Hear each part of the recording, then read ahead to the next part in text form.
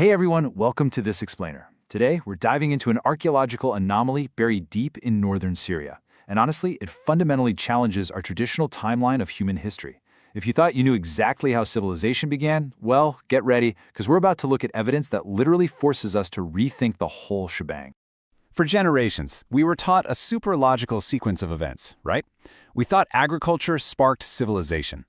The idea was that early humans had to invent farming first, secure a stable food supply, and only then did they actually have the time, energy, and resources to settle down and build a society. But as you'll see, a phenomenal discovery at a site called Tel Al-Qaramel suggests the exact opposite might be true.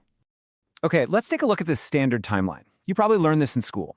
The Ice Age ends, things warm up, humans figure out how to farm, they form the very first agricultural societies, and eventually, after, generations of farming, they start building permanent monuments. We're talking places like Göbekli Tepe or the ancient stone walls of Jericho. The rule was basically, first come the crops, then come the stones. But Tel Al-Qaramel throws a massive wrench into this neat little progression. To see why, look at this number, 10,650 BCE. That's when archaeologists believe the settlement of Tel Al-Qaramel actually began. To put that into perspective, this places the settlement way before established agriculture. It actually makes it older than the monumental pillars of Göbekli Tepe and even older than the famous stone tower of Jericho. So we're looking at one of the earliest known settled communities in human history, period. So, where exactly is this groundbreaking site? Well, it's located about 25 kilometers north of Aleppo, right near the Quake River in modern-day Syria. Now, the mound itself was kind of noticed during surveys back in the late 70s, but it wasn't seriously excavated until 1999. That's when an expert joint Polish-Syrian mission led by Richard Mazurowski and Józef Konjo really started digging in. They uncovered a landscape that over 12,000 years ago was a lush, green part of the Fertile Crescent, and it was right here that humanity hosted its revolutionary transition from wandering hunter-gatherers to actually settling down. Which brings us to our next section, the impossible stone towers, and how we got monumental architecture before agriculture. This discovery perfectly illustrates our first major anomaly. We're talking massive, permanent stone structures built by people who were supposedly still just wandering hunter-gatherers.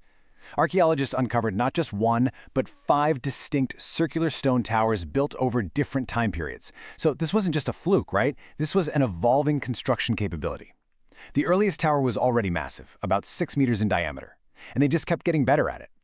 Later towers had thick stone walls over 2 meters wide. They even found evidence that one tower was damaged by fire and then deliberately rebuilt.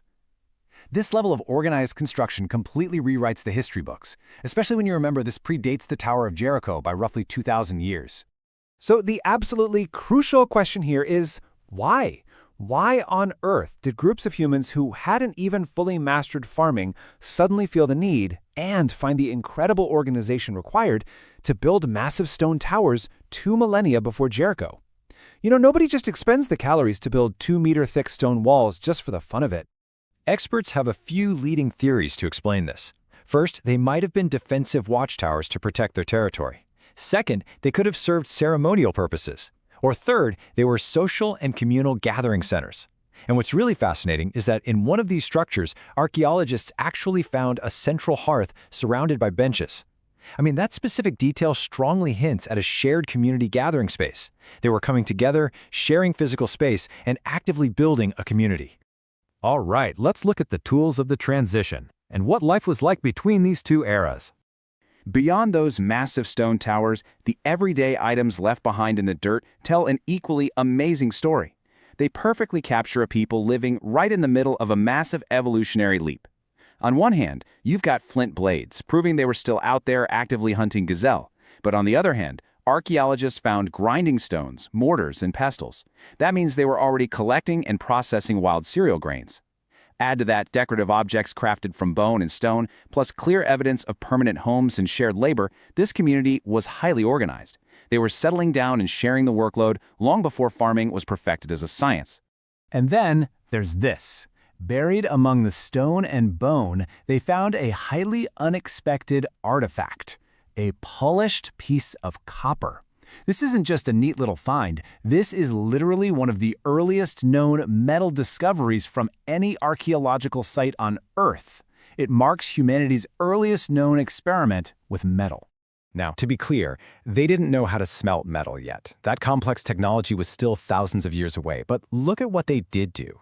They recognized the beauty of this shiny copper nugget, and archaeologists actually found drill marks on the metal. These early humans tried to drill holes right into it, probably trying to create jewelry or ornaments. It just shows this absolutely incredible human drive to invent, to experiment, and to adapt to whatever new materials they found around them. So what does this all mean? Let's talk about a historical paradigm shift and how this is rewriting human history. When you pull all of this incredible evidence together, the 10,000 BCE dates, the massive stone towers, the transitional tools, and the copper experiments, Tel Al-Qaramel completely flips the old theory on its head. The old way of thinking was a strict checklist. Farming led to villages, which eventually led to monuments. But Tel Al-Qaramel reveals a totally different reality. Early humans actually gathered, built organized communities, constructed permanent homes, and shared rituals before agriculture was fully established. The social organization and the sheer desire to build monuments actually came first. Farming was just the technology that followed later to sustain the societies they had already started building. Sadly, this brings us to a lost ancient secret: war and halted excavations. Because of the tragic onset of the Syrian civil war, the excavations at Tel Al-Qaramel largely had to be stopped. It simply became way too dangerous for the teams to continue their work. And what that means is that only a tiny fraction of this ancient settlement has ever been explored by modern experts.